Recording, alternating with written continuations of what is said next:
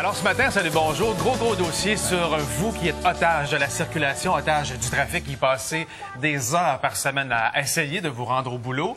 Et parallèlement à ça, François, ensemble, en plus de recevoir des courriels, des témoignages des gens via la page Facebook, on parle de covoiturage aussi. Absolument. On en parlait tout à l'heure au bulletin de nouvelles, ce commentaire de Elmer sur notre Facebook qui dit « Si on prenait une voie pour les camions et les gens qui sont seuls et deux voies pour les gens qui font du covoiturage, on réglerait la solution. » J'en entends crier, c'est l'opinion d'Elmer. Certaines sociétés ont réglé le problème en créant des voies jusqu'à 3 passagers et plus, les Américains. Bref, on sait assurément que le covoiturage, c'est une sacrée bonne solution.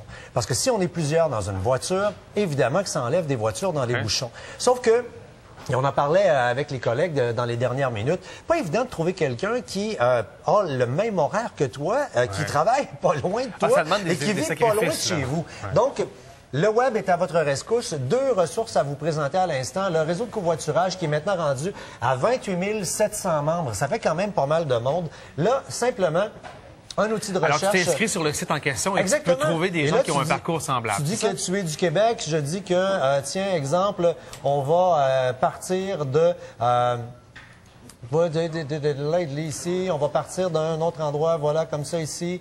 Tu choisis de quel endroit tu es, où tu veux te rendre. Tu veux te rendre, exemple, au métro Montmorency et tu vas te ramasser avec des offres. Des suggestions. Donc, des suggestions. Des gens qui, comme ici, est un passager. On voit le petit icône avec le petit bonhomme ou encore quelqu'un qui a une voiture. Et quand quelqu'un a la voiture, on voit que... non, ben, c'est 5 maximum. Là, les 2 petits verres, il peut en prendre 2. C'est comme ça que ça fonctionne sur le site Internet. Et vous voyez que pour un trajet que quand même pas mal de monde font, là, on part de Sainte-Thérèse puis on s'en va au fameux métro de Laval. Il y a beaucoup d'offres disponibles sur ce site Internet. Quand tu fais du covoiturage et que tu embarques quelqu'un dans ta voiture, combien vous devriez charger? Et combien vous devriez payer? Sur le site de covoiturage.ca, il y a un outil où on entre les informations sur le véhicule, le nombre de kilomètres parcourus par jour. Est-ce qu'on fait un aller-retour? Ça prend vraiment 2 secondes. Le stationnement à l'autre bout, disons que ça coûte 10 $ par jour.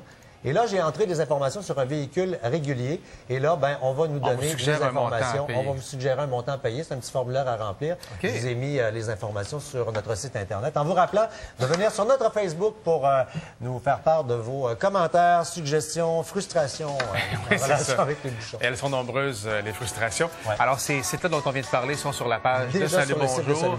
Des outils de plus pour vous aider ce matin en constatant à quel point c'est pas facile d'accéder à Montréal. Alors, avec tous nos collaborateurs qui sont sur le terrain ce matin, on fait le point de la situation de ceux et celles qui attendent pendant des heures pour se rendre au travail.